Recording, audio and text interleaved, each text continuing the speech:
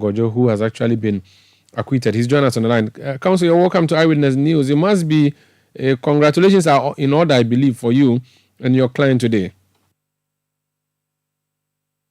Hello, Mr. Kpebu, can you hear me? Hello, sir, can you hear me? Yes. Great. I was saying that I believe congratulations are in order. You have fought a battle and you have won. What made it for you? It's because the man was always innocent from day one, but the Attorney General just sought to add into the case for their own parochial reasons. Agordzo was always innocent, but they sought to add in, but there's another side I see. It was just an assault on free speech. There's a man who was complaining that the conditions in Ghana are right for an Arab Spring. And that's the same message Akufo-Addo preached to come to office. And that's why we voted for him, because we could see an Arab Spring, which means that citizens may rise up against the government because unemployment was high, because people were hungry, people can't feed themselves, rent, electricity, etc. And that's how come we voted for Akufo-Addo. And yet once he came into office, he didn't want anybody to talk about an Arab Spring. So today, you see, they paid dearly. It's shame on them. When it came to it in the court, what were the issues for determination against your client specifically? Whether or not he was going to topple the government, or what he said was a comment that could be deemed as treasonable. What was the issue? Yes, so number one, they said he made some contribution towards the coup d'etat. Yes, they couldn't lead evidence to prove it. Two, the Attorney General said he wrote a speech, he drafted a speech for the coup d'etat. Sorry, they couldn't find evidence for that. Attorney General said he was part of the plotting of a coup d'etat. That one too, they couldn't lead evidence on it, etc. Those were the things. It was just a shambles. It was such a charade.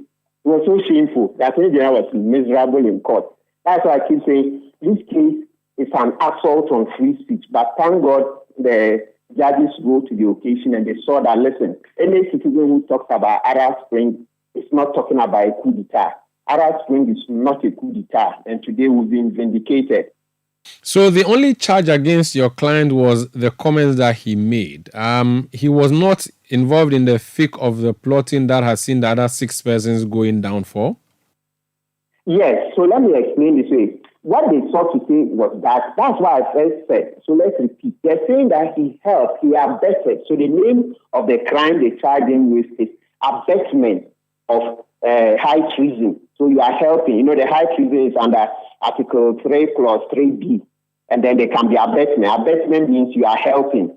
Good. Yes, when they went in, they didn't have evidence for it. They were just clinging at straws, and all the straws unraveled and left the Attorney General naked. So that's why they paid dearly. The law books were thrown in their face. You sound like you are not happy at all that he was even tried. Is that not the procedure of the law? Persons are suspected, they are put on trial, and they are either convicted or acquitted. If your client is acquitted, it simply means that the due process has been followed, and that is the rule of law. But you sound as if he should not have been put on trial at all. Okay, no, that's not it. You know why? Because when Akufo-Addo was in opposition and he spoke about Arab Spring, nobody tried him. Nobody tried Akufo-Addo for saying Arab Spring in opposition. So that's it, Umaru. So for you're seeing this as political rather than criminal? Martin, you sound a bit distracted. Let me put my last question and see if you can hear me. Yes. I'm saying that you're seeing this as a political trial rather than a criminal trial.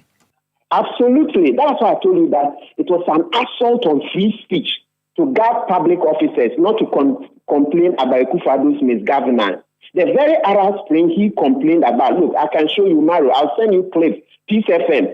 Akufo-Addo was saying, Arab Spring now, Bagano. Arab Spring, Abagano. And that's the same thing the man was complaining about. That the misgovernance, the high unemployment, the hunger and everything. Citizens will rise against the government. So we need to do something about it, fix it. So if nobody tried Akufo-Addo in opposition for Arab Spring, why do you try Agordzo for Arab Spring?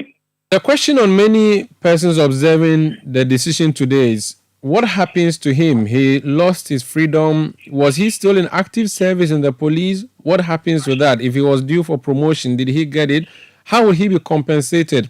Under the law, what is the procedure? Is he due for any compensation, or because he's a free man, that is it? He walks back into the service? No, he's retiring. So we will look at it. That one of the things is to sue the government for malicious prosecution. We will sue. We are looking at it. When you take somebody through a criminal process without justification, you'll be sued for malicious prosecution. You pay compensation. So we are looking at it. But and that would be if you are able to prove that the person who prosecuted you did it with malice. That's fine. Let's leave it there. Thank you. Thank you so much. That's Martin Kpebu. He's lawyer for ACP Dr. Benjamin Agordzo. In fact, when he came out of the courtroom, he was full of praise to God Almighty, and he was singing as well. Hansen captured that.